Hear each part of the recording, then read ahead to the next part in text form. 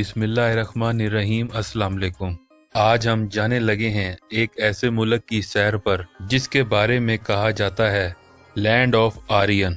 मुल्क अमीर तरीन है, लेकिन इस मुल्क की करेंसी दुनिया की कमजोर तरीन करेंसी है।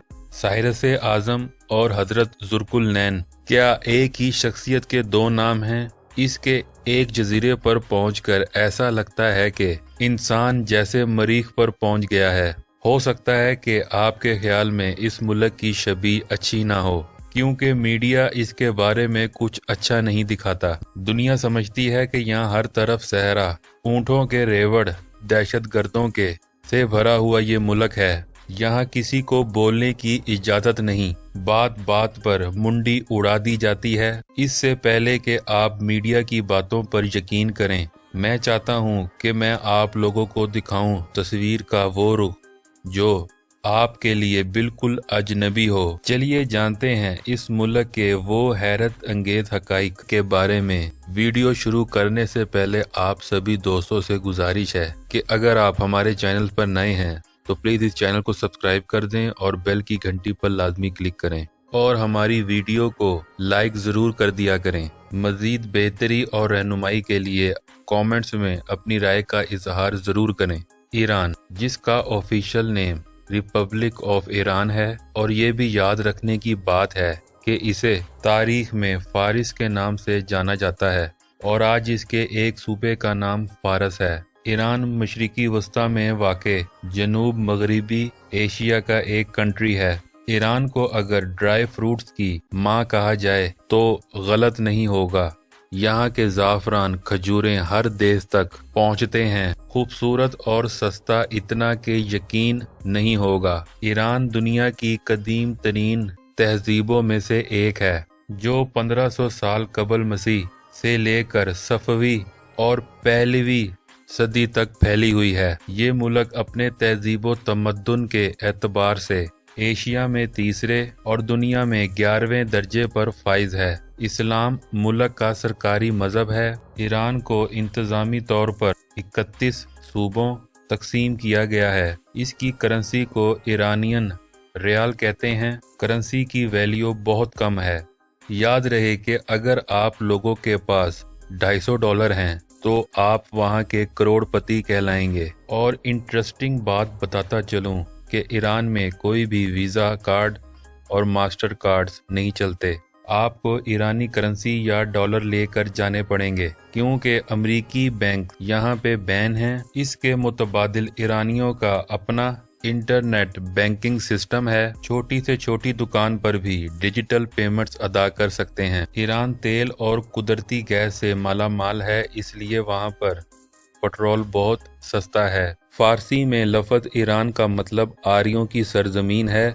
2012 में ईरान के पुलिस चीफ के ऐलान के बाद कि गूगल जासूसी का आला है, ईरानी हुकूमत ने फैसला किया कि वो एक कौमी इंटरनेट बनाएगी जो रियासत के कंट्रोल में होगा। ईरान में जो जोड़े शादी का लाइसेंस चाहते हैं, इन्हें पहले जिन्स परस्ती के खिलाफ 1 घंटे का तवील लेक्चर देना होगा। ईरान की कुल आबादी का 14% मोटापे का शिकार है, जिसकी वजह से ये दुनिया का 41वां मुल्क है। मुल्क का सरकारी नाम इस्लामी जमहूरिया ईरान है।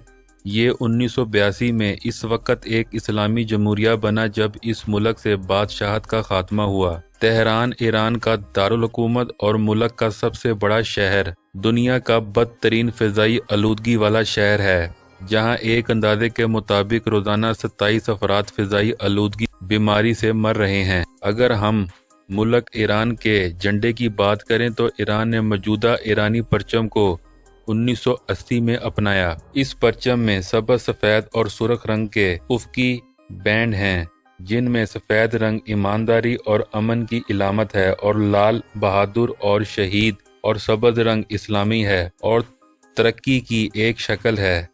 इस झंडे में सफ़ेद पट्टियों के बीच में लफ्ज़ अल्लाह ला इलाहा इल्लल्लाह है, जिसका मतलब है अल्लाह के सिवा कोई इबादत के लायक नहीं।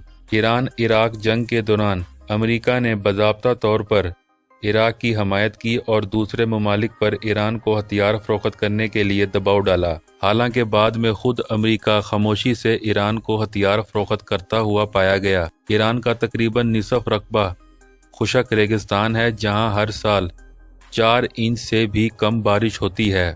خلیج فارس میں دنیا کے تیل کے 7% ذخائر ہیں۔ ایران کے پاس صرف 125 بلین بیرل تیل کے ذخائر ہیں، یہ دنیا کے کل ذخائر کا 10%۔ ایران روزانہ تقریباً 4 ملین بیرل تیل پمپ کرتا ہے۔ ایران میں صرف ایک دریا قارون ہے۔ ایران دنیا کے قدیم متواتر تہذیبوں میں سے ایک ہے جس کی آبادیاں 4000 قبل مسیح سے ہیں۔ ایران کی تقریباً 70% آبادی کی عمر 30 سال سے کم ہے۔ 1999 میں ایران کے شاہ کی ہر ترفی کے بعد ایران اسلامی قانون پر مبنی ایک قانونی نظام کی طرف واپس آیا۔ اس قانون کے تحت خواتین کو ذہنی یا قانونی طور پر مردوں کے برابر نہیں سمجھا جاتا اور بچوں کو مرد کی چیز سمجھا جاتا ہے۔ ایران میں شادی نہ کرنے والوں کو اپنے خاندان کے ساتھ رہنے پر پابندی ہے اور انہیں نام مرد کی فہرست میں رکھا جاتا ہے۔ قدیم زمانے میں ایران کے لوگوں نے پانی کا ایک ایسا نظام بنایا جو ایران میں پانی کی فراہمی کو پورا کرتا تھا۔ اس نے زیر زمین پانی جمع کیا اور اسے ان جگہوں تک پہنچایا جہاں پانی کی سب سے زیادہ ضرورت تھی۔ ایرانیوں کا سب سے پرانا کاروبار قالین بنانا ہے۔ قالین بناتے وقت ایرانی جان بوجھ کر اس قالین میں غلطیاں کرتے ہیں۔ وہ یہ دکھانا چاہتے ہیں کہ اللہ کے سوا کوئی اور کامل نہیں ہو سکتا۔ قالین تیل کے بعد ایران کی دوسری بڑی برآمدی چیز ہے۔ ایران کے دارالحکومت پہاڑا کا مطلب گرم ڈھلوان ہے۔ اس ڈھلوان پر تقریباً 12 ملین لوگ رہتے ہیں۔ ایران میں اگر کوئی مرد کسی عورت کے ساتھ زیادتی کرتا ہے تو پولیس کو یہ حق حاصل ہے کہ وہ اس مرد کو اس عورت سے شادی کرنے پر مجبور کرے، حالانکہ وہ اسے فوراً طلاق بھی دے سکتی ہے۔ ایران میں طلاق یافتہ خواتین کی تعداد غیر شادی شدہ لڑکیوں سے زیادہ ہے۔ ایران میں ازواجی عصمت دری کے خلاف کوئی قانون نہیں ہے کیونکہ ایرانی حکومت کا ماننا ہے کہ عورت اس کے شوہر کی ملکیت ہے۔ اگر کوئی شوہر اپنی بیوی کے ساتھ زیادتی کرتا ہے تو اسے اس کے خاندان کا کوئی مرد دھمکا سکتا ہے، لیکن یہ پولیس کا فرض ہے۔ دوستو، ایران میں 9 سال سے زائد عمر کی خواتین کو عوامی مقامات پر حجاب پہننے کی اجازت ہے۔ اس کے علاوہ مذہبی قوانین کے مطابق عورت نہانے والے کپڑوں میں مرد کے سامنے نہیں آ سکتی۔ انٹرنیشنل فیڈریشن آف ایسوسی ایشن فٹ بال یعنی فیفا نے 2007 میں حجاب پر پابندی عائد کر دی تھی، جس کی وجہ سے ایرانی خواتین کی فٹ بال ٹیم 2012 کے اولمپکس میں کوالیفائی کرنے کے باوجود کھیل نہیں سکی تھی۔ حالیہ برسوں میں ایران میں بچوں کے جسم فروشی میں 635% اضافہ ہوا ہے۔ صرف تہران میں تقریباً 84,000 خواتین اور لڑکیاں جسم فروشی کا شکار ہیں۔ فرانس اور جرمنی کے ممالک میں ایرانی خواتین کو سب سے زیادہ اسمگل کیا جاتا ہے۔ ایران کے جنوب مغربی ایشیائی حصوں میں ہیروئن کی اسمگلنگ عروج پر ہے۔ اسے روکنے کی کوشش میں گزشتہ 25 سالوں میں 3600 سے زیادہ ایرانی ہلاک ہو چکے ہیں۔ ہم جنس تعلقات پر پابندی ہے، اس لیے اللہ نے فیصلہ کیا کہ ایران میں خواجہ سراؤں کو اپنی جنس تبدیل کرنے کی اجازت ہے۔ 2008 کے بعد سے ایران نے دنیا کے کسی بھی ملک کے مقابلے میں زیادہ صنفی تبدیلیاں کی ہیں۔ اس کے بعد تھائی لینڈ کا نمبر آتا ہے۔ دوستو، ایران دنیا میں کوبیر، پستے اور زعفران کے سب سے بڑے پروڈیوسر میں سے ایک ہے۔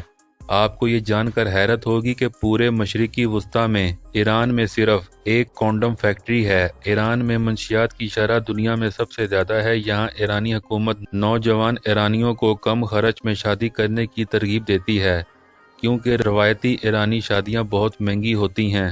دوستو، 2007 میں ایران نے متحدہ عرب امارات میں ایک مسجد کے لیے دنیا کا سب سے بڑا ہاتھ سے بنا ہوا قالین تیار کیا۔ یہ فٹ بال کے میدان کے سائز کا تھا۔ دنیا کا مشہور کھیل پولو ایران میں ہی 620 صدی قبل مسیح میں ایجاد ہوا تھا۔ اس کا بنیادی مقصد فوج کو تربیت دینا تھا۔ دنیا میں ایران کو ناک حجاب کا دارالحکومت کہا جاتا ہے کیونکہ ایرانی خواتین کی ناک کی شکل مغربی ممالک میں زیادہ پسند کی جاتی ہے۔ ایران دنیا کا 18واں بڑا ملک ہے۔ اس کا رقبہ 16,48,195 मुरब्बा किलोमीटर है। ये अलास्का से कदरे छोटा है। मुल्क में बेहतरीन ट्रैफिक का निज़ाम मौजूद है। ईरान में 15 एयरलाइंस और 230 एयरक्राफ्ट हैं। मुल्क का सबसे बड़ा एयरपोर्ट इमाम खमीनी तेहरान में है। याद रहे कि लग्जरी बसेस और ट्रेन्स पूरे मुल्क में चलती हैं और किराया इंतहाई कम है। ईरान में उबर, करीम या टैक्सी का कोई वजूद मौजूद नहीं। इसीलिए जहां आपने जाना हो, आपको इस जगह का नाम फारसी जुबान में याद करना चाहिए। गाड़ी में बैठने से पहले कीमत तय कर लें। किराया 100 रुपये से लेकर 150 रुपये से ज़्यादा नहीं होता। मशहद सिटी, ये ईरान का दूसरा बड़ा शहर है और शिया मजहब के 8वें इमाम अली रज़ा का मज़ार भी यहीं है। ईरान की सबसे बड़ी इमाम बारगाह यहीं है। यहाँ हर साल 1.5 करोड़ से ज़्यादा शिया ज़ायरीन ज़ियारत के लिए आते हैं। इसमें आरामगाह, कुतुब खाना, म्यूजियम, सेमिनार सेंटर्स और जामिया रिजवी शामिल है। ईरानी खाने ज़्यादातर पाकिस्तानी और इंडियन खानों से मिलते हैं, लेकिन हो सकता है कि इसका जायका थोड़ा सा मुख्तलिफ हो। ईरानी लोग चावल सबसे ज़्यादा खाते हैं और आपको वहाँ पे खाना बहुत सस्ता मिल जाता है। 300 रुपये में आपको बहुत बड़ा प्लेटर मिल जाएगा जिसमें बहुत ज़्यादा चीज़ें होती हैं। यहाँ बर्गर वगैरह बहुत बड़े साइज के होते हैं जिसे खाना एक बंदे के बस की बात नहीं। मुल्क में शराब बैन है। मोहतरम नाजरीन, ईरान का नया साल नौरोज होता है जिसका 3 दिन तक जश्न मनाया जाता है। ईरान का कानून ऐसा है कि जिस इलाके में जिस फिरके की तादाद ज्यादा होगी उस मस्जिद का इमाम उसी फिरके का होगा। ईरान की 90% आबादी शिया, 8% सुन्नी, बाकी के 2% गैर मुस्लिम हैं। मोहतरम नाजरीन, ईरान ने आलमी ताकतों की पाबंदियों के बावजूद हर सतह पर खुद कफील होने का फैसला किया। इसी वजह से आज ईरान ने एटमी टेक्नोलॉजी, दिफाई शोबों, नैनो टेक्नोलॉजी, क्लोनिंग और मैडिंग के साथ साथ एरोस्पेस में भी बेपनाह तरक्की की है। ईरान कई लसानी ताकतों का मुल्क है।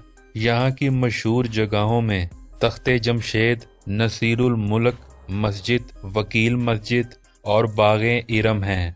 मोहतरम नाजरीन, ईरान की वीज़ा पॉलिसी चेंज होती रहती है। ईरान में जाने के लिए आपको टूरिस्ट वीज़ा लेना होता है जो थोड़ा मुश्किल है, और अगर आप मुसलमान हैं तो आप ज़ियारत का वीज़ा हासिल कर सकते हैं। नाजरीन मोहतरम, खुसरो परवेज़ सासानी ख़ानदान का हुक्मरान था। इसकी बीवियों की तादाद 3000 के करीब थी। ऐश परस्त और इंतहाई मुतकब्बिर इंसान था। रोम और फारस इस मुल्क की 2 बड़ी सल्तनतें थीं। दोस्तों, उम्मीद करते हैं कि आपको आज की वीडियो पसंद आई होगी। मिलते हैं किसी अगली वीडियो में। मुझे दें इजाज़त। अल्लाह हाफिज़।